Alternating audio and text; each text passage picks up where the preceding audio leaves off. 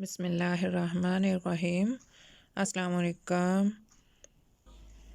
ਇਹ ਖਾਏ ਦੇ ਆ ਪਾਏ। ਇਹ ਪਾਏ ਬਣਾ ਕੇ ਨਾ ਪਾਇਆਂ ਦਾ ਸਾਲਨ ਹਰ ਇੱਕ ਦਾ ਆਪਣਾ ਆਪਣਾ ਤਰੀਕਾ ਹੁੰਦਾ। ਮੈਂ ਆਪਣੇ ਤਰੀਕੇ ਦੇ ਨਾਲ ਬਣਾਉਣੀ ਆ ਤੇ ਬਹੁਤ ਨਾਈਸ ਬਣਦੇ ਆ। ਦੋ ਲਏ ਆ ਮੈਂ ਮੀਡੀਅਮ ਸਾਈਜ਼ ਦੇ ਪਿਆਜ਼, ਉਹਨਾਂ ਨੂੰ ਚੌਪ ਕਰ ਲਿਆ। ਅਦਰਕ ਲਸਣ ਦੀ ਪੇਸਟ ਆ। ਇਹ ਮੈਂ ਪ੍ਰੈਸ਼ਰ ਕੁੱਕਰ ਦੇ ਵਿੱਚ ਪਕਾਉਂਗੀ ਕਰੋੜੇ। ਤੇ ਆ ਮੈਂ ਇਹਦੇ ਵਿੱਚ ਪਾ ਲਿਆ ਦੇਸੀ ਘੀ। ਆ ਜਿਹੜੀ ਦੋ ਪਿਆਜ਼ ਮੈਂ ਕੱਟੀ ਸੀ, ਚੌਪ ਕੀਤੀ ਸੀ, ਇਹ ਪਾ ਦੂੰਗੀ ਇਹਦੇ ਵਿੱਚ। ਬਿਸਮਿਲ੍ਲਾਹ।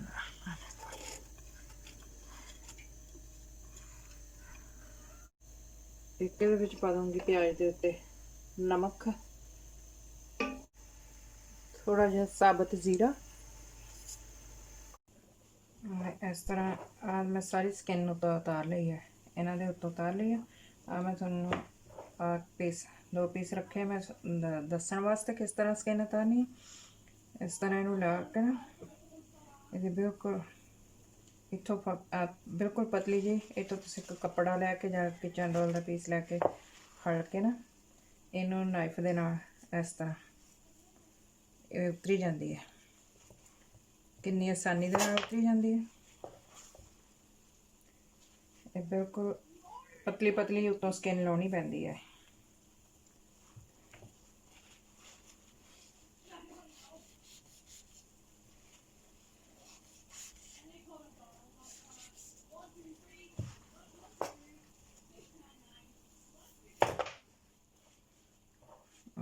ਇਸ ਤਰ੍ਹਾਂ ਸਾਰੀ ਸਕਿਨ ਉਤਾਰ ਲੈਣੀ। ਸਾਰੀ ਉਤਰ ਗਈ ਹੈ। ਇਹ ਸਕਿਨ ਉਤਾਰਨੀ ਪੈਂਦੀ ਹੈ। ਇਹ ਪਿਆਜ਼ 골ਡਨ ਬਰਾਊਨ ਹੋ ਗਿਆ। ਹੁਣ ਇਹਦੇ ਵਿੱਚ ਅਦਰਕ ਲਸਣ ਦੀ ਪੇਸਟ ਹੈ।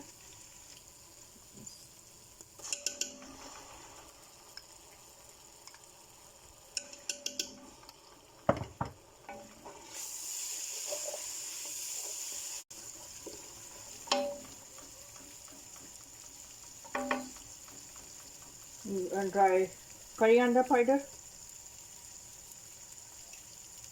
1 teaspoon,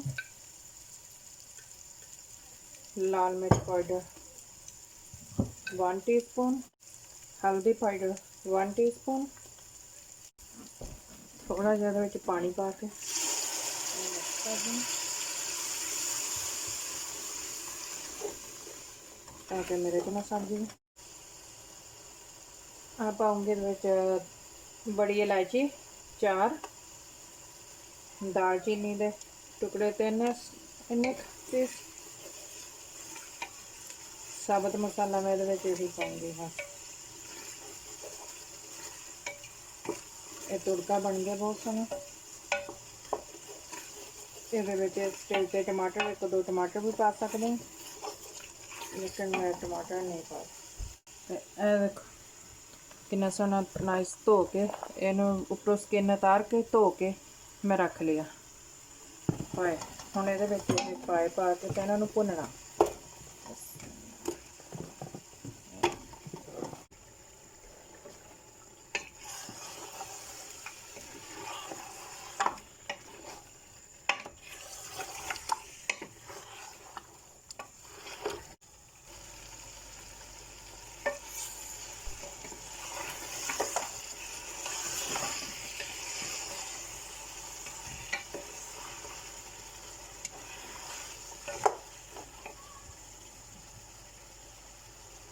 थोड़ा थोड़ा पानी का छिटा लगा के ना फिर नीचे ना लगे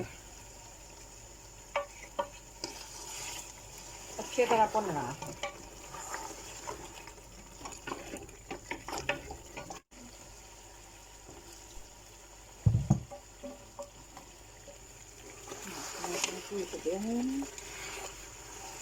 बस थोड़ा जहा होर भुजूगा, भुनूंगी ये स्मैल चली जाए।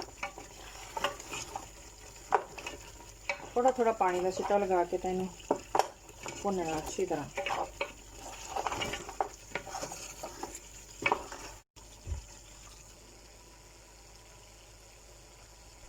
काफ़ी देर हो गई मैंने भुनते हैं। देखो भुन चुके वहाँ ਹੁਣ ਇਹਦੇ ਵਿੱਚ ਪਾ ਕੇ ਪਾਣੀ ਇਹਨੂੰ ਬੰਦ ਕਰਕੇ ਇਹਨੂੰ ਪੱਕਣਾ ਰੱਖ ਦੂੰਗੀ।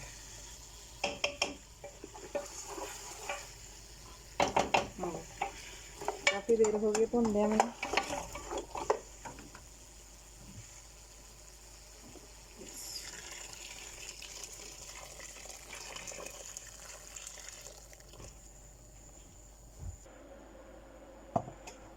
ਇਹਦੇ ਵਿੱਚ ਮੈਂ ਪਾਣੀ ਪਾ ਦਿੱਤਾ। ਇਹਦੇ ਵਿੱਚ ਥੋੜਾ ਪਾਣੀ ਹੋਰ ਪਾਉਂਗੀ। 2 ਕੈਟਲਾਂ ਪਾਤੀਆਂ ਇਹਦੇ ਵਿੱਚ, ਬੋਇਲ ਕਰਕੇ ਪਾ। 1 ਸਪੂਨ ਨਮਕ ਦਾ ਅੱਗੇ ਮੈਂ ਪਾਇਆ ਸੀਗਾ। ਹੋਰ ਨਮਕ ਪਾ ਦੂੰਗੀ ਹੁਣ। ਤੇ ਅੱਗੇ ਜ਼ੀਰਾ, ਸਾਬਤ ਜ਼ੀਰਾ ਪਾਇਆ ਸੀ। ਹੁਣ ਜ਼ੀਰਾ ਪਾਊਡਰ ਇਹਦੇ ਵਿੱਚ ਪਾ ਦੇਣਾ 1 ਟੀਸਪੂਨ ਜ਼ੀਰਾ ਪਾਊਡਰ ਪਾ ਕੇ। ਹੁਣ ਇਹਦੇ ਵਿੱਚ ਥੋੜਾ ਪਾਣੀ ਹੋਰ ਪਾ ਕੇ ਫਿਰ ਇਹਨੂੰ ਬੰਦ ਕਰਕੇ ਪਾਣੀ ਮੈਂ ਬੋਇਲ ਕੀਤਾ। ਹੋਰ ਥੋੜਾ ਜਿਹਾ ਪਾਣੀ ਪਾ ਕੇ, ਖੁੱਲਾ ਜਿਹਾ ਪਾਣੀ ਪਾ ਕੇ, ਤਾਂ ਇਹਨੂੰ ਹੁਣ ਕੁੱਕਰ ਨੂੰ ਬੰਦ ਕਰਕੇ ਤਾਂ ਇਹਨੂੰ ਪੱਕਣ ਨੂੰ ਰੱਖ ਦੇਣਾ।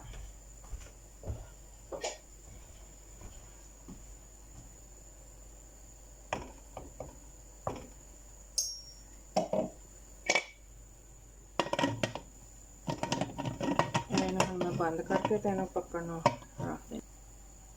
ਇਹ ਹੁਣ ਲਾਤਾ।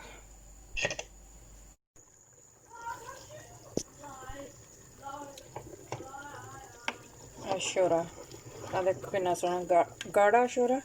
ਤੇ ਇਹ ਬਿਲਕੁਲ ਹੱਡੀਆਂ ਦੇ ਨਾਲੋਂ ਲੱਥ ਗਿਆ। ਆ ਦੇਖੋ ਹੱਡੀਆਂ ਦੇ ਨਾਲੋਂ ਬਿਲਕੁਲ ਲੱਥਿਆ ਹੈ, ਵਿੱਚ ਖੁਰਿਆ ਹੈ। ਤਾਂ ਬਹੁਤ ਨਾਈਸ ਸ਼ੋਰਾ ਬਣਿਆ ਹੈ। ਇਹਦੇ ਵਿੱਚ ਮੈਂ ਹੁਣ 1/2 ਟੀਸਪੂਨ ਤੋਂ ਵੀ ਥੋੜਾ ਜਿਹਾ ਘੱਟ ਹੀ ਮੈਂ ਗਰਮ ਮਸਾਲਾ ਪਾ ਦਿੱਤਾ। ਗਰਮ ਮਸਾਲਾ ਪਾ ਕੇ ਤਾਂ ਹੁਣ ਬਿਲਕੁਲ ਰੈਡੀ ਹੈ।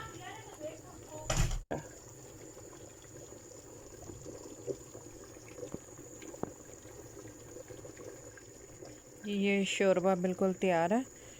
जितना ज़्यादा पकाओगे उतना ही ज़्यादा पक के गाढ़ा होकर फिर ज़्यादा नाइस बनता है। दुआओं में याद रखना। अल्लाह हाफिज़।